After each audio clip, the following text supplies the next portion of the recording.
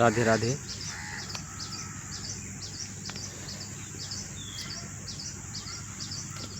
जगत की ब्रह्म से अभिन्नता। यहाँ श्री वशिष्ठ जी कहते हैं, हे रघुनंदन, यह जगत न तो कभी पर ब्रह्म से उत्पन्न होता है और ना ही उसमें लीन होता है। जैसे कि रेत में पानी दिखता है, न तो पानी उसमें उत्पन्न हुआ है और न ही कहीं विलुप्त हो जाता है, क्योंकि वहाँ पानी न आया था और न वहाँ से गया है।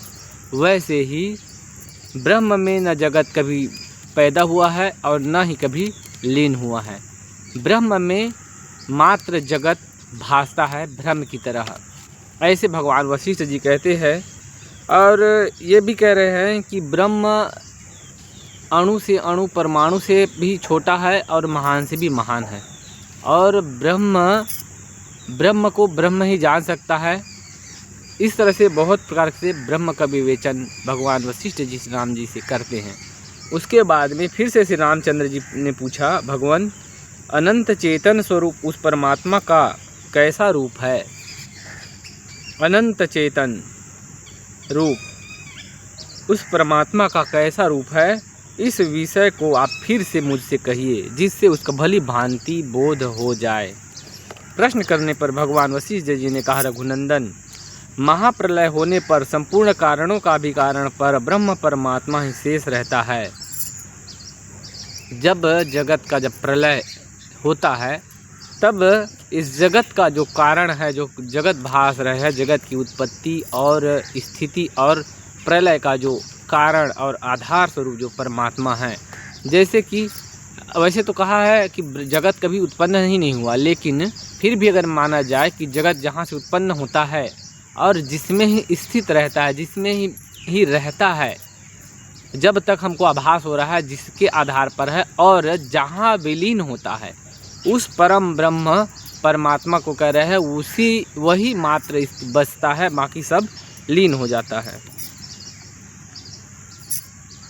उसका वर्णन किया जाता है। सुनो, अब उसका ब्रह्म का वर्णन कर रहे हैं।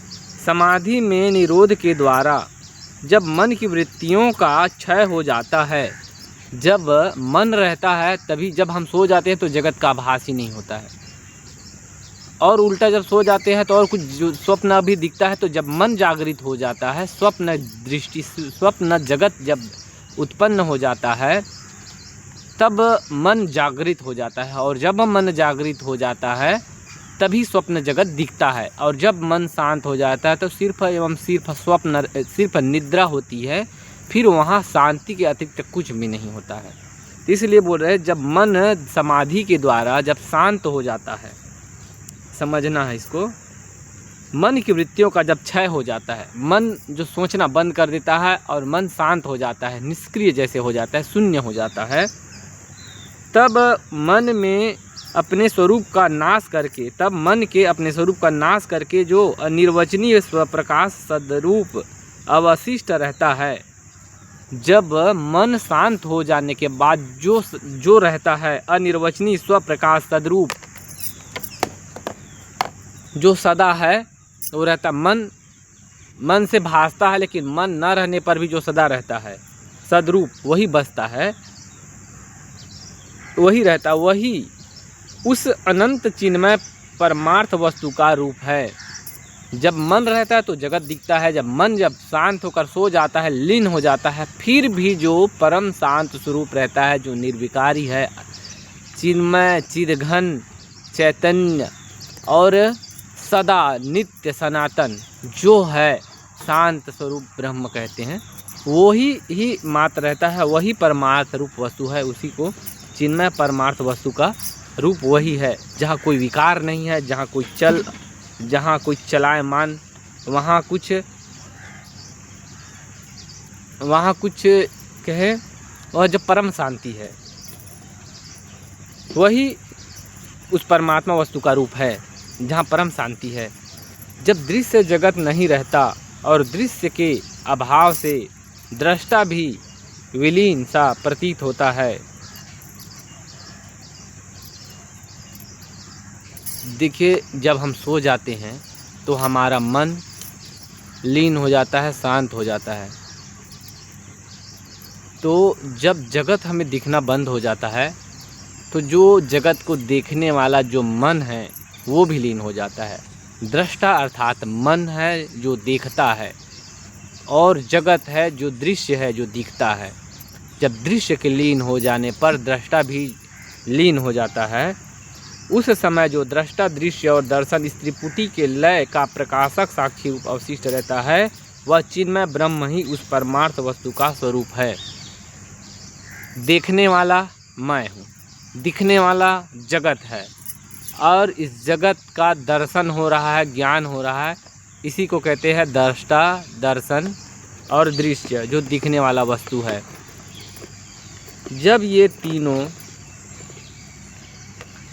तीनों शांत हो जाता है, तब ये तीनों के शांत हो जाने, लय हो जाने के, जो देखने वाला भी ना रहे, दिखने वाला भी ना रहे, और दर्शन, दिखना नहीं दिखना ये भी ना रहे, तब जो बचता है वही चिन्मय रूप अवशिष्ट बचता, वही चिन्मय ब्रह्म ही उस परमार्थ वस्तु का स्वरूप है। ब्रह्म का स्वरूप पूछ रहे हैं। जब कोई दिखने वाला वस्तु नहीं रहे, उसको देखने वाला कोई ना रहे, तब सोचो, जब मैं छोटा था, बहुत छोटा था, जब तो सोया रहता था, ज़मीन में पड़ा रहता था, जब कुछ काम ही नहीं, छोटे बच्चे तो सोया रहता, तब मैं भावना कर रहा था कि जगत ही ना रहे, धरती ही ना रहे, मैं भी ना रहूं, तो कैसा शांत हो जाएगा। तो मैं ऐसे स्थिति में रहता था कि अभी भी मेरे को स्मरण है, कुछ मैं वही भावना करता था, आकाश भी ना रहे, धरती भी ना रहे, मैं भी ना रहूं, तो कैसी स्थिति होगा। ऐसे स्थिति मेरे को लगता है पिछले जन्म में ही मेरे को कुछ ऐसा रहा होगा। तो बाल्यकाल में जब 2-4 साल का रहा होगा, जब कुछ काम ही नहीं रहता तो क्या ज़मीन में पड़े रहते थे दिन भर, तो वो मैं भावना करता था। आज भी याद, अभी याद आ गया, भूल गया था मैं। तो वही स्थिति कह रहे हैं, जब देखने वाला ना रहे, दर्शन, दृष्टा कुछ भी ना रहे, उसके बाद में जो चिदघन शांत अवस्था है वही ब्रह्म का स्वरूप है, ऐसे कह रहे हैं। कितना सुंदर। अब हम इसमें क्या कर सकते हैं? हम तो गृहस्थी संसार जीव, हमेशा इस संसार को सत्य समझते जन्मों से आ रहे हैं। अब हम तुरंत आत्मज्ञान में कैसे स्थित हो सकते हैं? हम तो सोच के हमारा दिमाग में ही दिमाग ओवरलोड हो जाएगा।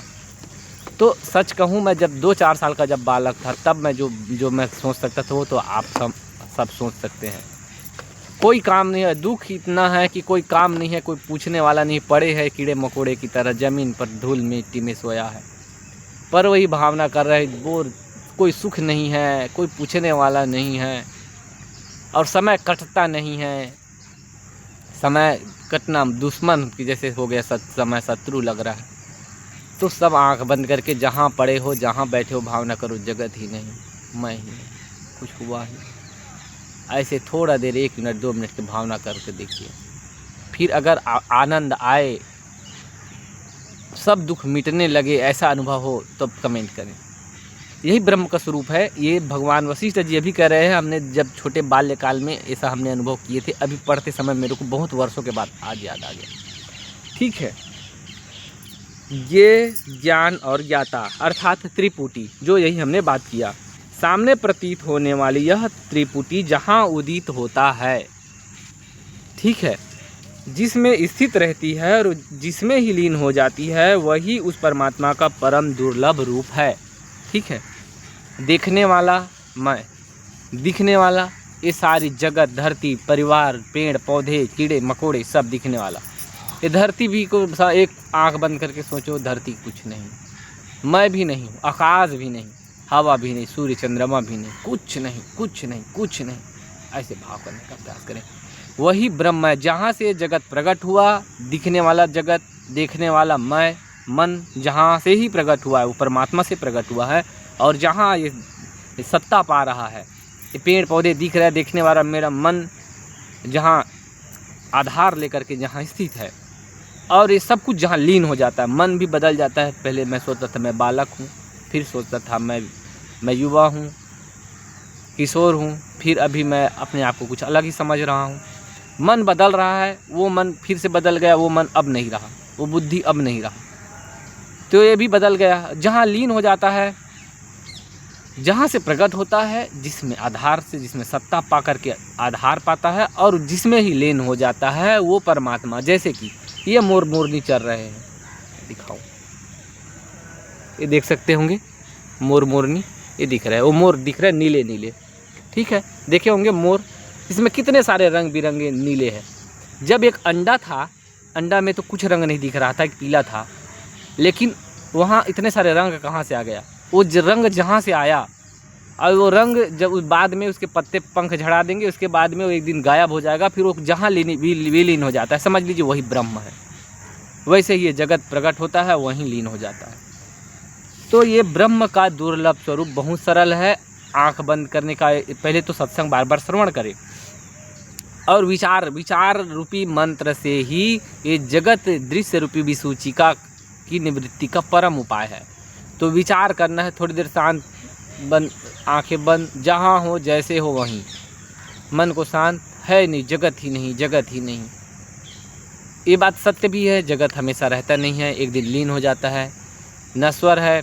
पहले हम बच्चे थे, अभी इस अवस्था में है, कितने परिवर्तन हो गए, कितने लोग मर गए, ये शरीर भी एक दिन मिट जाएगा, ये बात भी सत्य है। तो थोड़ी देर के लिए ऐसे भावना करने का अभ्यास करें कि जगत ही नहीं, हवा धरती कुछ नहीं, आपको परम आनंद, परम शांति का अनुभव होने लगेगा, आपका दुख कम होने लगेगा, आपके मन की चिंता, तनाव, अशांति कम होने लगेगा।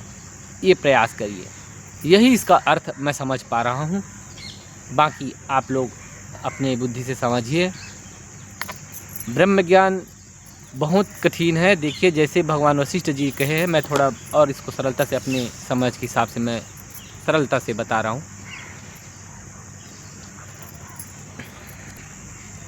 ये जगत हमको बचपन से इस जन्म में तो दिख रहा है और हमारे अनंत जन्मों का हमारा अभ्यास है कि जगत को सत्य समझने का।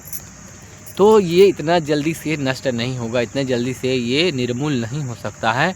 इसके लिए हमें बार बार श्रवण करना पड़ेगा, संतों का दर्शन करना पड़ेगा, जो ज्ञानी पुरुष है उनके दर्शन, उनके सत्संग, उनके श्रवण, सेवा, सत्कर्म, पाप कर्मों का, नीच कर्मों का त्याग, और थोड़ा थोड़ा अभ्यास करना पड़ेगा। सब में मेरा ही आत्मा स्वरूप है, सब में मेरा ही रूप है, सबके प्रति दया भाव, प्रेम भाव, ये सद्गुण लाना पड़ेगा। और बार बार अभ्यास करना पड़ेगा कि जगत है ही नहीं, जगत भ्रम से हुआ है, पहले मैं था नहीं, इस धरती में मेरा शरीर का जन्म हुआ, बाद में मैं तो 2 साल, 1 साल 2 साल का हो गया, तब मेरे को धरती का मेरे को पता चला जन्म लिया हूँ। 2 साल 1-2 महीना रहते तो भी पता नहीं चलता मैं हूँ, मैं क्या हूँ। मेरे को बेहोशी अवस्था था, बाल्य अवस्था, मूढ़ अवस्था है, उसको कुछ ज्ञान नहीं रहता है, ठीक है। और उसके बाद में कुछ समय चलता है, जवानी, युवा, वृद्धावस्था आकर के फिर शरीर फिर विलुप्त हो जाता है। तो ऐसे हमने कई बार जन्म लेकर के कई जन्मों तक से इस जगत को सत्य समझने का हमने मूर्खता, अज्ञानता का हमारे अंदर में आदत बन गया है। अब उसको विलुप्त करने के लिए, ब्रह्म में स्थित होने के लिए तुरंत स्थित नहीं हो जाएंगे। बार बार हमें हमेशा थोड़ा थोड़ा चिंतन करना पड़ेगा कि मैं सबका साक्षी हूँ। मन बदलता है, शरीर बदलता है, जन्म और मरण में जाता है, परंतु सबको जानने वाला मैं सदैव रहता है। पहले जब मैं छोटा था तो खुद को मैं बच्चा हूँ, मैं ज्ञानी हूँ, मैं मूर्ख हूँ। अब मैं बोलता हूँ मैं बड़ा हो गया हूँ, मैं अपने मध्यावस्था में आ गया हूँ अपने जीवन का। कुछ समय बाद बोलूँगा मैं उत्तर अवस्था आ गया है, मेरे को अब जाना है दुनिया से, मैं बूढ़े हो गया, बुजुर्ग हो गया, बाल सफ़ेद हो गया, अब मेरे जाने का समय हो गया, ऐसा बोलूँगा। तो मैं कभी नहीं बदलता, बाह्य अवस्था हमेशा बदलता रहता है।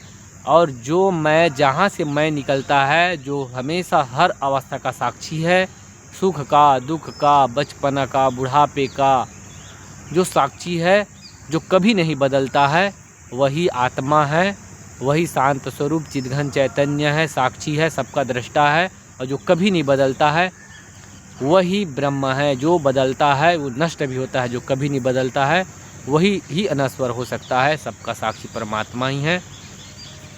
इतना ही चर्चा करेंगे मित्रों, बाकी आप लोग श्रवण करते रहिए, अपने मित्रों को भी शेयर करिए। आने वाले हमारे समय में इतने सुंदर सुंदर दृष्टांत आएगा, अभी शुरुआत है, आपको आनंद आने लगेंगे। कृपया थोड़ा दिन कष्ट सहिए, थोड़ा समझ में नहीं आएगा मैं जानता हूँ।